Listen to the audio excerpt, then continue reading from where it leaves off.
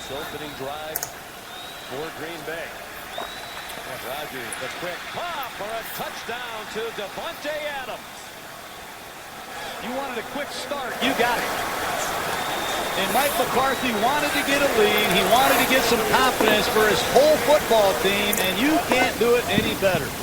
Just a slant route, a vintage Green Bay Packers slant route, and Davante Adams continues to show his progress. He beats Leotis McKelvin bad at the line of scrimmage. All right. Doesn't that sound good? We have the Green Bay Packers plus 4.5 today. PSP NFL, Jake Humphries. I've won 7 weeks in a row. I shouldn't say I've won. I should say we've won, because it's been the clients that have been reaping the benefits just as much as myself. Granted, we're only plus 13.14 stakes on the season. However, after week 5, we were minus 22 stakes. So since then, we've gone plus 35 stakes in 7 weeks, which has been great. We've really been rolling forward, and I think I can win every single week until the Super Bowl. And that's what we're going to try and do this week. Now, this podcast, what I'm going to do is I'm going to go over every single game that's on the card for Week 13. Let me just say, this is, without a single doubt, my favourite, most exciting, most appealing, most every positive adjective you can think of about a group of games ever.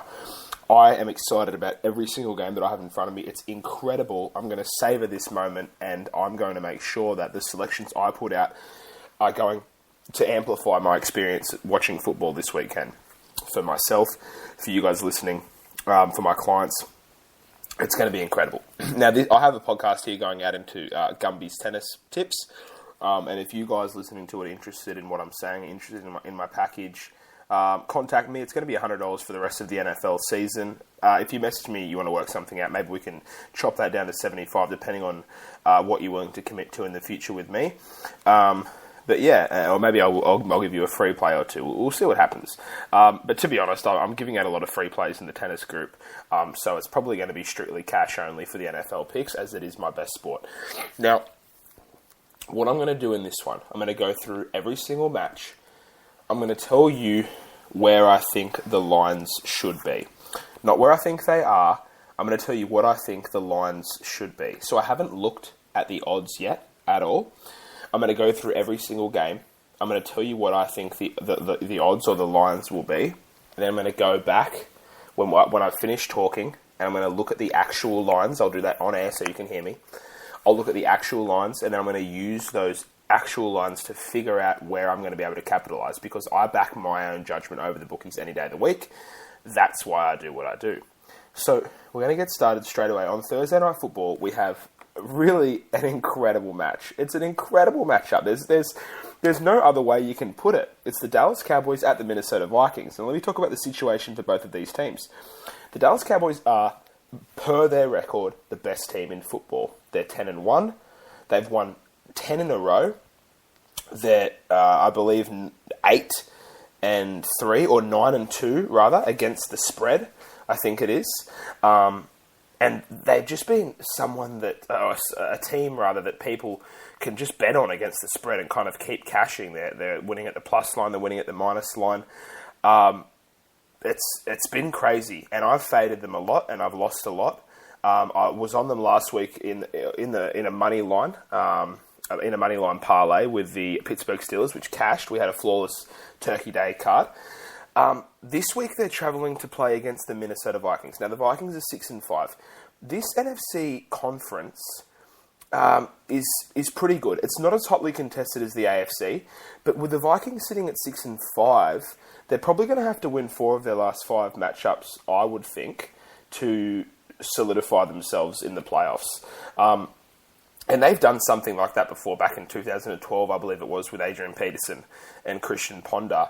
But they don't have AP right now. They've got a couple of running backs who aren't spectacular. They've got a really banged-up offensive line. They've got a banged-up Stephon Diggs, who was their best wide receiver, who is now limping around. But the thing about the Vikings that separates them from most teams in the NFL is their defense.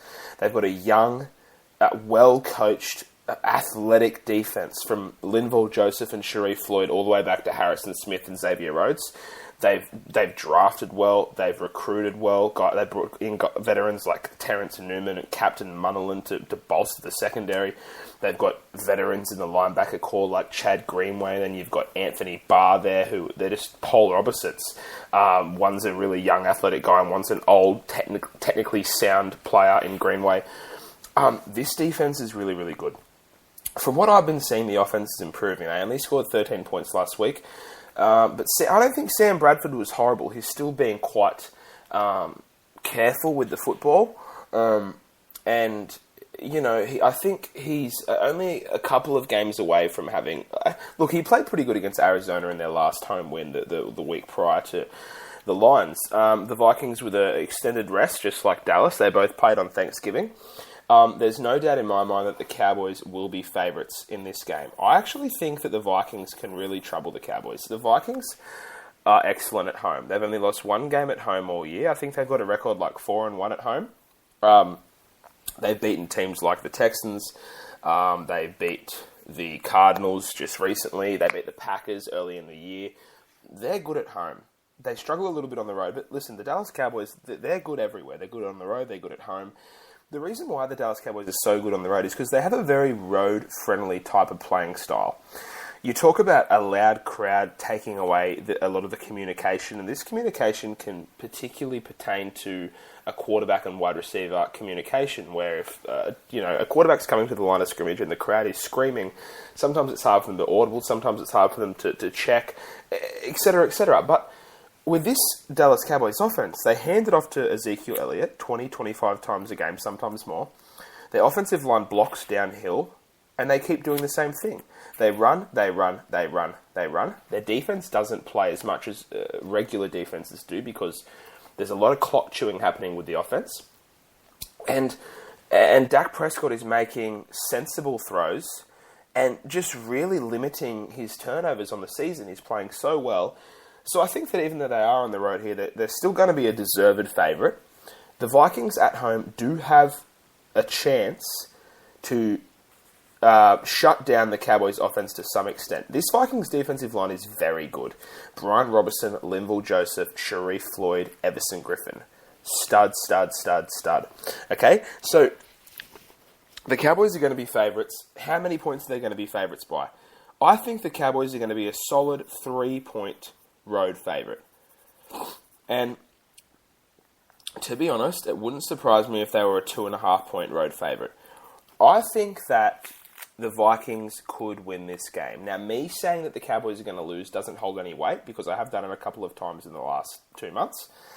But this seems to me like a scenario where the Vikings, who are going to be a little bit more desperate than Dallas, can really get after Prescott, really get after Elliott, potentially use that extra home energy to force a couple of mistakes. I just feel like this could be the day where not only did Dallas lose, but Minnesota get a crucial win and move to as good as equal first place in the NFC North. They kind of need to keep up with the Lions, and I think the Vikings could do it.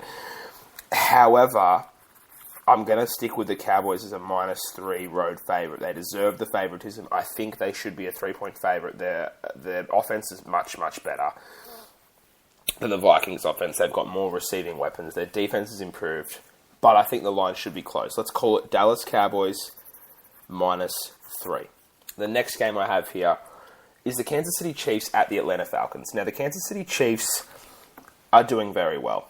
Okay, let's not hide that. The Kansas City Chiefs are 8-3, but they're still not winning their division, the AFC West, because the incredible, electrifying AC/DC Oakland Raiders are first in the division at 9-2.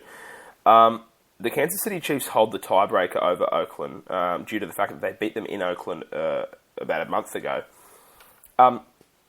And they do get a game against Oakland in the coming weeks. Let's see when it is, because that's going to be a huge one. The Kansas City Chiefs host the Oakland Raiders. Don't tell me it's in week 17. That would be gigantic. Maybe they've already hosted them. Am I missing something? No, they host them next week on Thursday night, week 14 at Arrowhead. Crazy, crazy, crazy. The Chiefs are going to be coming into this game against the Falcons knowing they need a win to stay in touch. Now, by the same token, the Atlanta Falcons 7-4, they're a game and a half ahead of the Tampa Bay Buccaneers.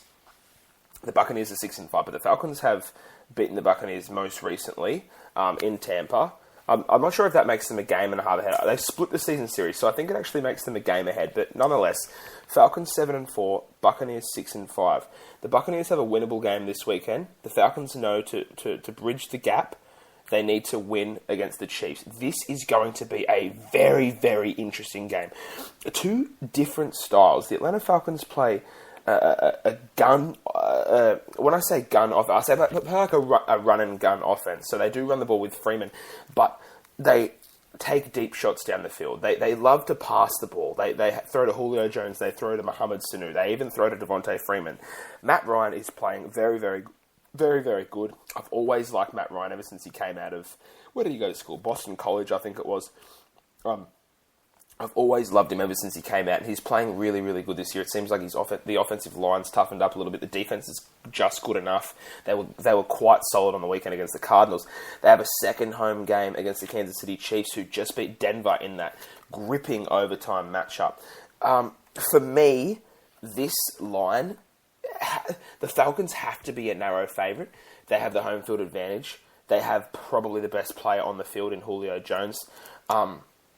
I think they have a little bit of this isn't really relevant to how I'm putting out my lines, but I think they're going to have a little bit more of the public backing just because people do like the Atlanta Falcons. But again, this podcast isn't about what I think the lines are going to be. It's about what I would set them. If Jake was behind a computer setting the Vegas lines, what would I do? To be honest, this one, in my opinion, it's almost a pick'em. I think the Chiefs are so good. I think they're a bit of a bad stylistic matchup for the Falcons. I think they can stay on the field for long periods of time, and I think they can really wear down the Atlanta Falcons with their slow-burning offensive game plan with Andy Reid. I would have the Falcons as a -2 home favourite. That's what I'm locking it in. Now, if I come out and I see the Falcons at -4.5 or -5, then we might think about taking the Chiefs. I have the Falcons as a -2 home favourite. That's all they're going to get from me. I think that's all they deserve. The Chiefs are really, really good. The Falcons are good as well, but let's not forget the Chiefs have the better record. The Chiefs have the better defense. Defense wins championships. Just ask Denver. Just ask Seattle. Just ask the 85 Bears. Defense wins championships, okay? It still does. And I think this Chiefs defense is really, really good. And they showed last week they can play well on the road. They've got two great pass rushers. Justin Houston just came back and got 3 sacks against the Denver Broncos, and Tamba Hali's always doing his thing, rushing the passer. The Falcons' offensive line is really going to be tested. I think the Falcons -2 is fair, maybe even -1.5. And you know what? If it was a pick'em, $1.90 either way, I wouldn't be too surprised either. Falcons -2 for mine. Now, the 49ers at the Bears. See, isn't it interesting? These are potentially the two worst teams in the NFL when you discount the Cleveland Browns or rule out the Cleveland Browns. And they happen to be playing each other. So even though there's not a lot at stake, when you've got a 1-10 team playing against a 2-9 team, it's still an evenly matched game. And for mine in this one, look, I didn't mind Chip Kelly when he was at the Philadelphia Eagles, but now I mind him. I think his coaching style is outdated. I think that, to be fair on Chip, he has a very, very, very poor team in San Francisco. There's a salary cap in the NFL, but sometimes it seems like there's not. Sometimes it seems like baseball or the EPL, where, like, the 49ers, they have gone downhill talent-wise. They haven't drafted well.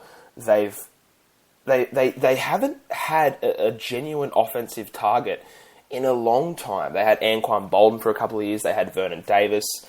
They've got Torrey Smith, but he's not doing a lot. They don't have a solid running back like they did when they had Frank Gore. It's just, there's nothing happening. And when Colin Kaepernick jumps into the quarterback position, he hasn't won a game all year, but to his credit, I think Colin Kaepernick is showing signs of promise. He's throwing the ball relatively well. He's running the ball. He's making plays with his feet.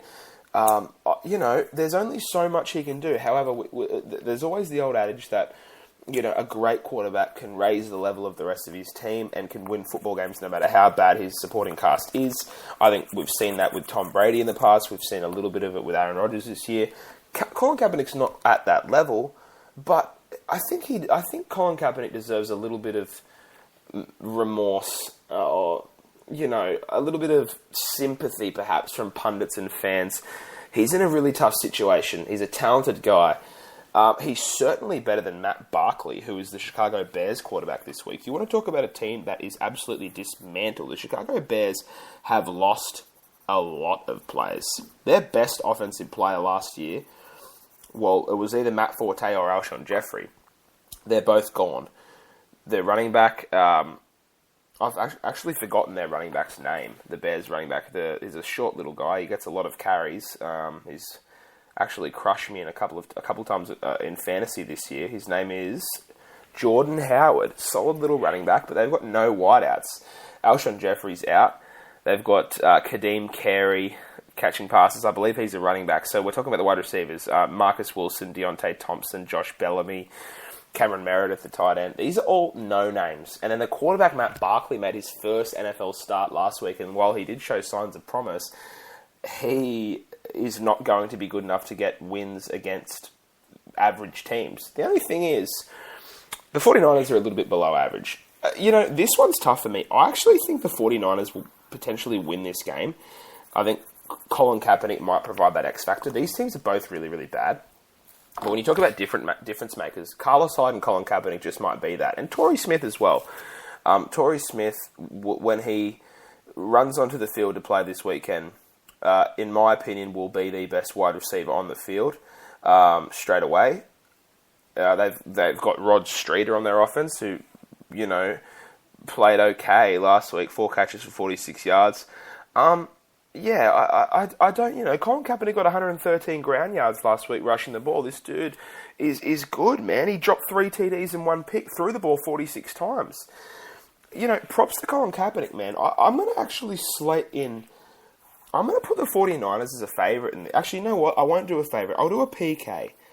I'm going to do $1.90 either way for this one. I think the 49ers team is showing enough for me. I think they've got a couple of players like Kaepernick, like Carlos Hyde, like Torrey Smith. Their offense is just, it's definitely better than Chicago's. Both these defenses are really banged up. More so the Bears defense is banged up, but both the defenses are just bad. I think that the San Francisco 49ers will probably win this game, and I think that the price of $1.90 for them is what I'm going to cap. What do I think it's going to be? I think the Bears could be a slight favourite, but that's not how I'm seeing it. I like the San Francisco 49ers at $1.90 on the road. Let's make this one a PK. Now, obviously this podcast is going for a while, and if you're still listening, thank you. And if you're wondering how long it's going to go for, well, probably about an hour in total. I love talking NFL, and this is helping myself grandly, and it's going to in turn help everyone who's listening. The Philadelphia Eagles at the Cincinnati Bengals. The Cincinnati Bengals are 3-7-1. They are all but eliminated from the playoff hunt. What a disappointing season for the Bengals, and Marvin Lewis, can somebody show that guy the door?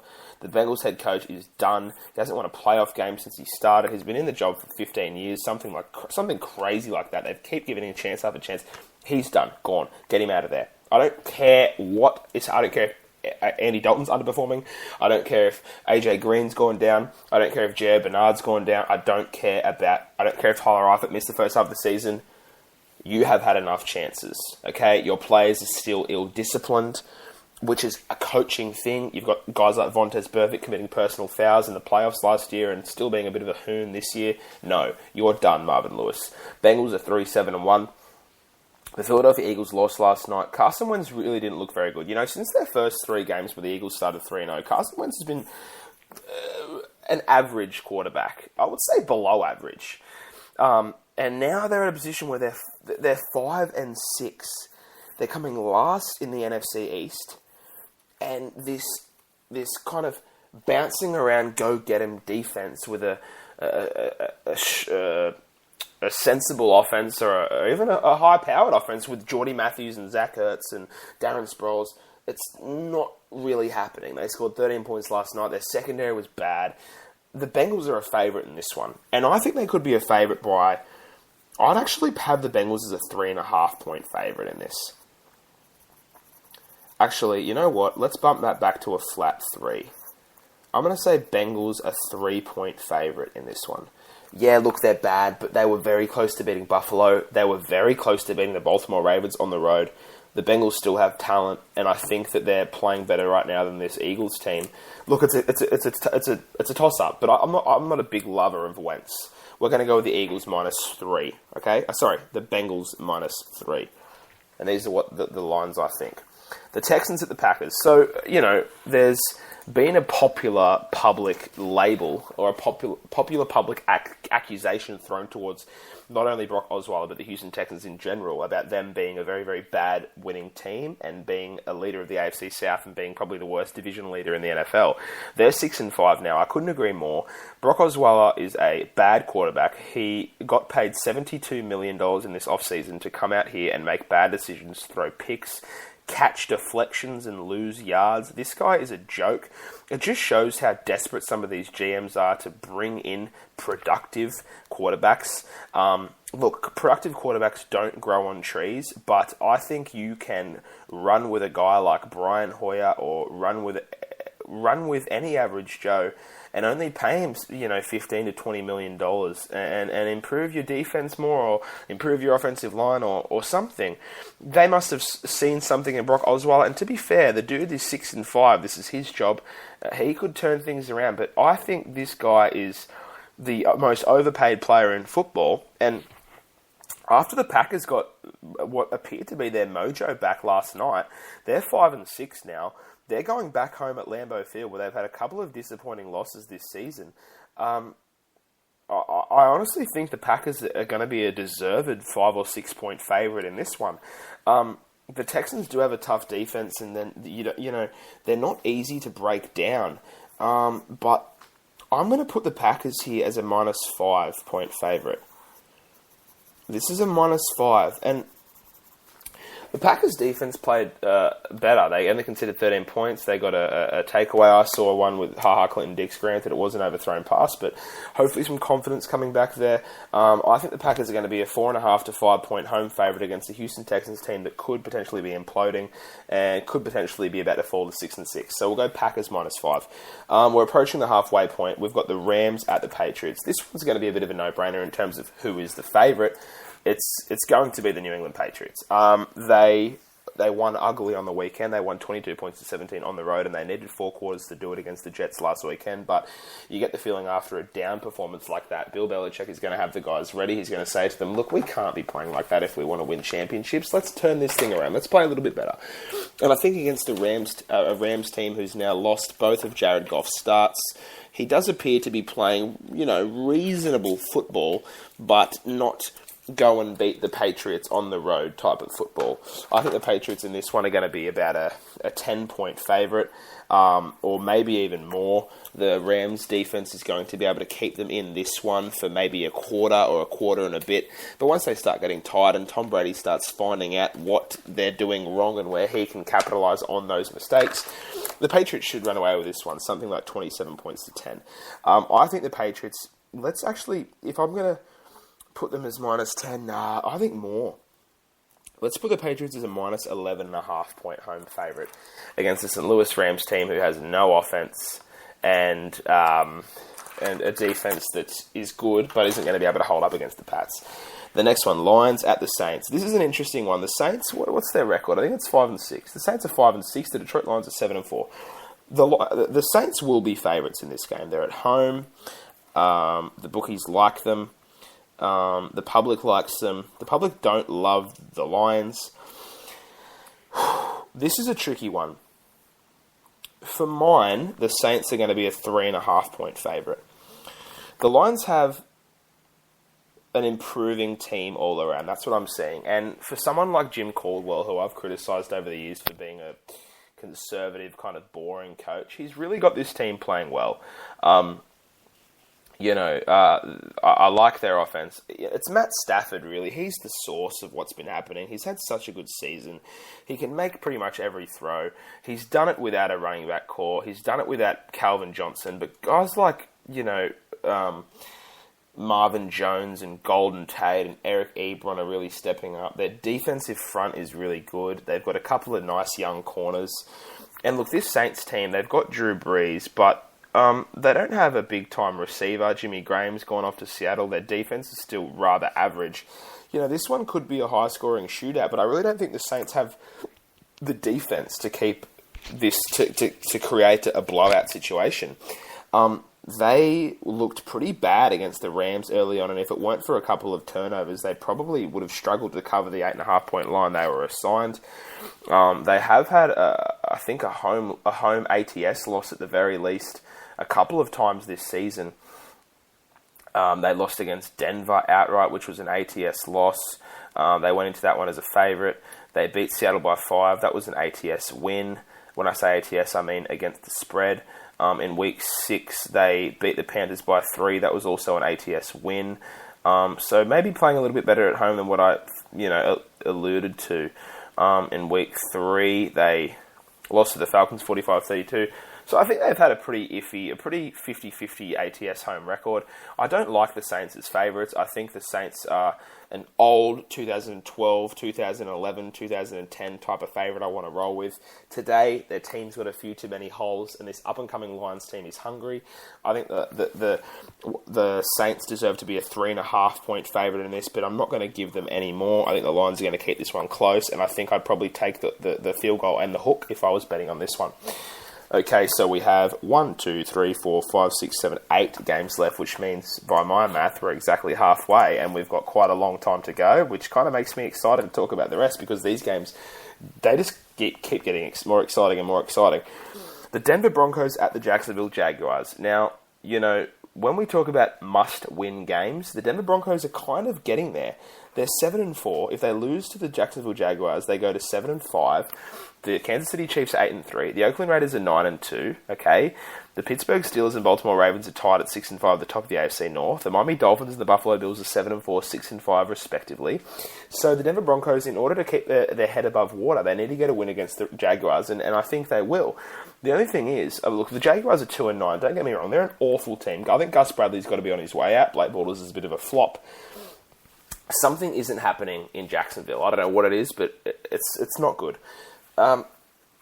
Having said that, I think people are starting to find out a little bit about this Trevor Siemian guy, this guy who's playing quarterback for the Denver Broncos. I think they're starting to find out, hey, maybe this guy isn't that good. Maybe we can expose him in certain areas. The Kansas City Chiefs certainly did that.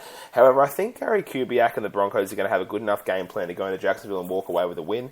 Am I saying they're going to do it by double digits or an easy margin? Probably not. But they should do it by a touchdown or maybe a little bit less. I think that the Denver Broncos in this one deserve to be a -6 favourite.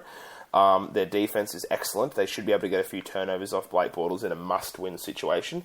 Take the Denver Broncos in this one on the money line. Not sure about what the handicap's going to be. I'll give them 5.5 to 6. Okay, we'll call it -6. The next one, the Miami Dolphins at the Baltimore Ravens. This is crazy. The Miami Dolphins are 7-4. They've won God knows how many in a row. I think it's 6 now. They know to keep in the hunt for this AFC wildcard spot. They need to win this game. And the Ravens know to keep on top of the AFC North. They need to win this game. Both teams are going to be very urgent in this one. The Ravens will be a home favourite. I don't know how substantial it'll be. I'll give them -3. I'll give the Ravens -3. Their defense is excellent. They stop the run really, really well. In fact, I might even give this one -3.5. Give me -3.5 for the Ravens here. Jay Ajayi has been a major driving force behind the Dolphins' turn in form, and when he's coming up against the Baltimore Ravens defense that is so good, especially against the run, it's going to put a lot of pressure on Ryan Tannehill. This Ravens defense is takeaway hungry. I think this could be a bad day for the Dolphins. Maybe it's going to be the one where they get a loss. Who knows? Don't get me wrong, the Ravens aren't a perfect team. I don't believe I don't believe they're going to win the division. I'm actually on the Steelers to win the AFC North at $2. We got it 3 weeks ago. But I think they're going to win this one. Let me go back and change this to -3. -3 flat, not 3.5. Ravens -3 flat at home against the Miami Dolphins. Oh, jeez, now I want 3.5. All right, go 3.5. Your initial lean. Ravens -3.5. Next one. Buffalo Bills at the Oakland Raiders. The Oakland Raiders were a 3.5-point home favourite against the Carolina Panthers last week, and they lost against the spread. The Carolina Panthers are a little bit more... I think they're more well-regarded. Put it this way, if the Bills and the Panthers played each other tomorrow at a neutral venue, I think the Panthers would probably be the favourites, which means I think the Bills are going to be a bit more of an outsider than the Panthers. I'll give the Bills 4.5 here.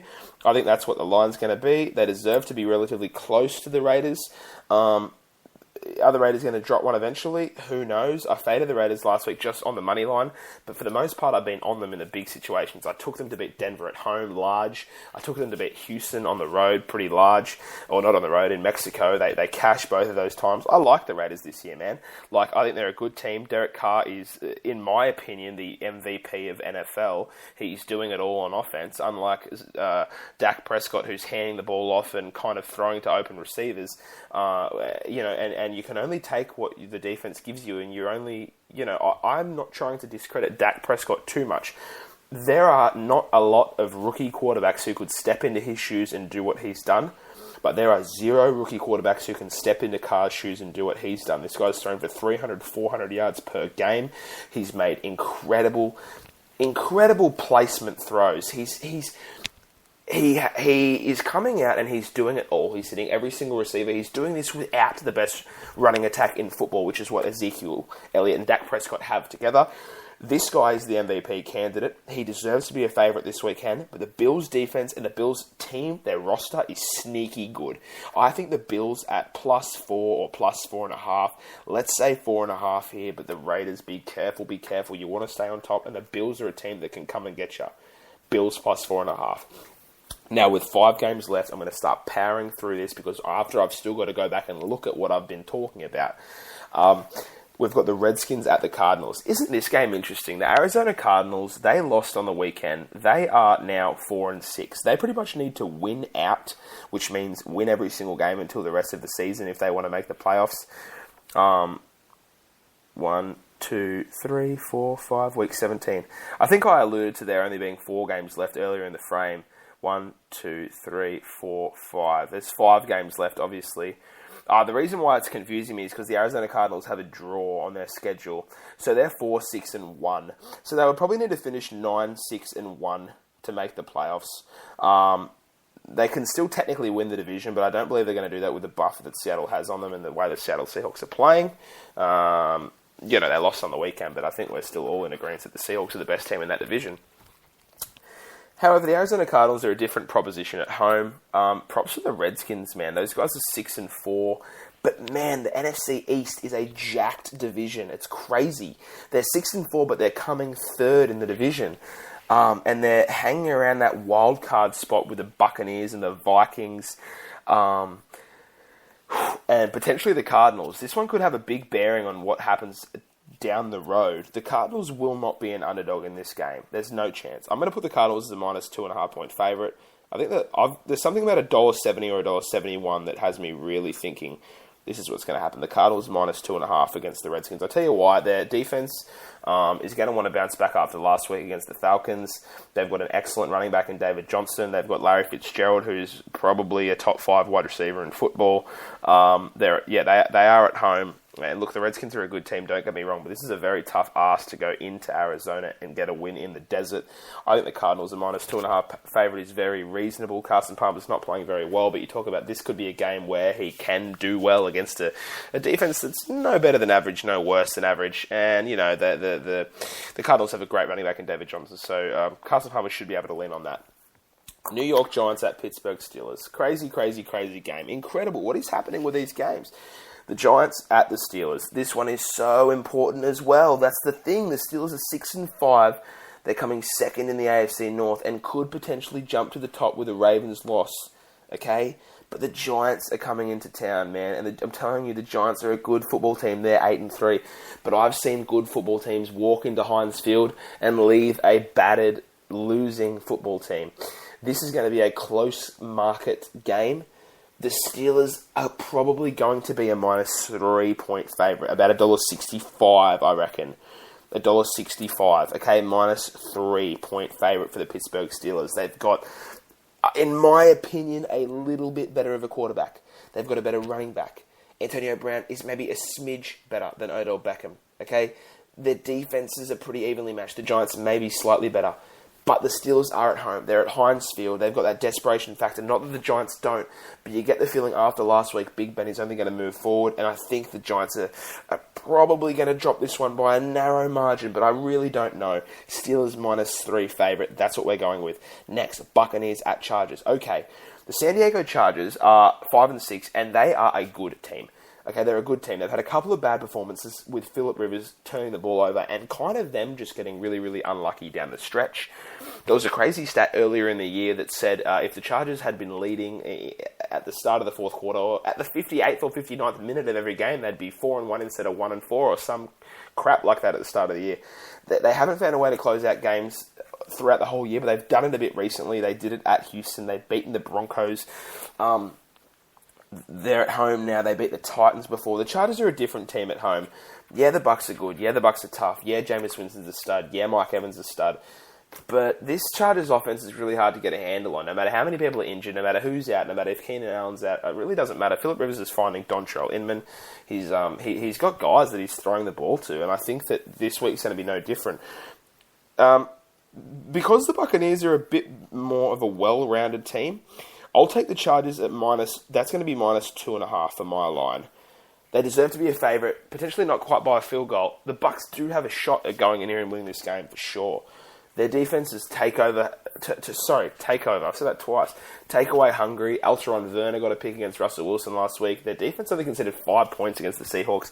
You'd expect that confidence to carry over into San Diego, and I think they're going to be pretty hard to deal with for Phillip Rivers in that offensive line. Bucks +2.5. I'm not giving him any more than that. Otherwise, it's looking like highway robbery for me. Okay, 2 games left. Panthers at Seahawks. This is funny, man. Like, the Carolina Panthers have gone from 15-1 losing the Super Bowl to literally 4-7 losing the NFC South. I don't think it's Cam Newton's fault. I think that the defense has gotten much worse. Let me have a look at Cam Newton's passing yards. I'd love to see it this year. Oh, look, I think the reality is that his yards are down. He's played 10 games. He's thrown 13 touchdowns, 8 picks, a QBR of 81.4, 243.2 yards per game. He's only completing 55.8% of his passes. He's still running the ball effectively. He's rushed for 5 TDs, but those numbers aren't quite as big as what we saw last year. He's still got Greg Olsen. He's still got Kelvin Benjamin. He's got Ted Ginn.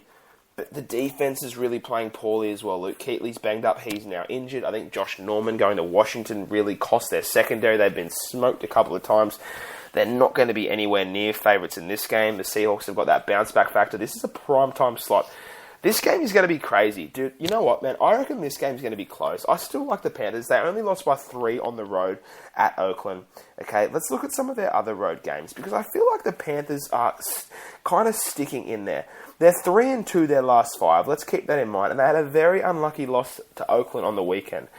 Okay, 3-2 their last 5. They won on the road at LA. Okay, they had an ATS win there, or it was a push. They had an ATS win at Oakland. So let's say they're 2-0 in their last 2 road games against the spread.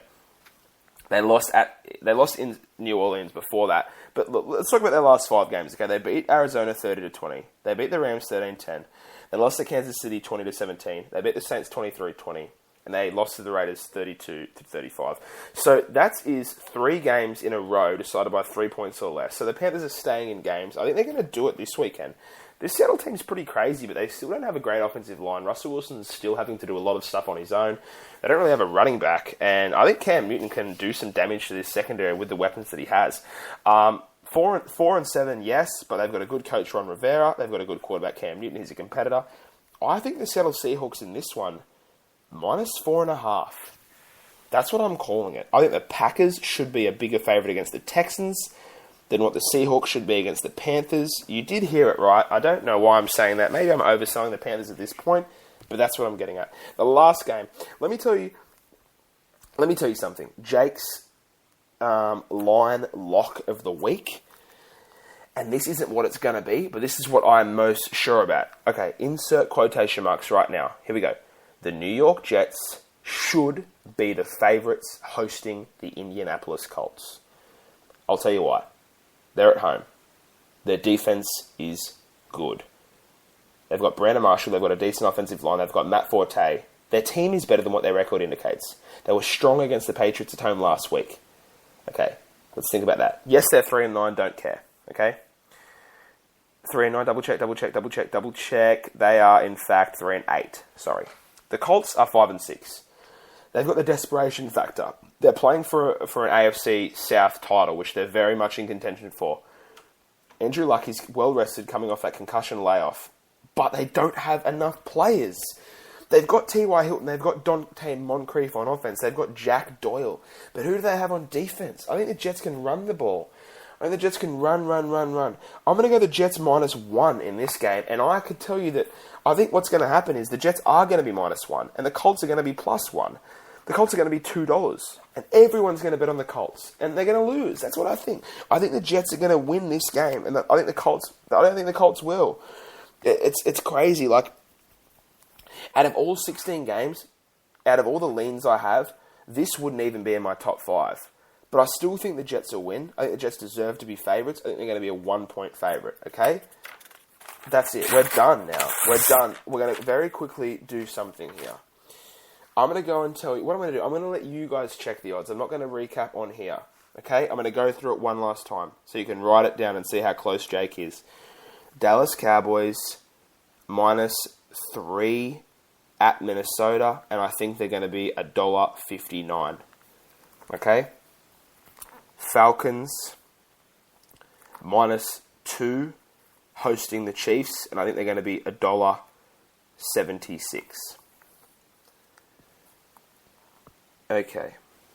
49ers, $1.90 PK, maybe +1 at Chicago. The Bengals, -3.5. No. I think that's wrong. We're going to go -3. The Bengals -3, $1.60 at home to Philly. Okay? In fact, Jake, I'm admitting that this line might be a bit wrong now. I'm going to say the Bengals -1.5, $1.80. I've changed my mind completely. Sorry, guys. I just looked at that and I thought, no. Let's do Bengals -1.5 for $1.80. Okay, the Packers -5. They're going to be $1.40 against the Texans. The Patriots, they're going to be -10, and they're going to be like, I'm not very good at these short odds, they're going to be like $1.12 or $1.15. Let's say $1.15. The Lions at the Saints. The Saints are going to be -3.5, and they're going to be $1.50. $1.50. The Broncos at the Jags. The Broncos are going to be $1.38, and they're going to be -6.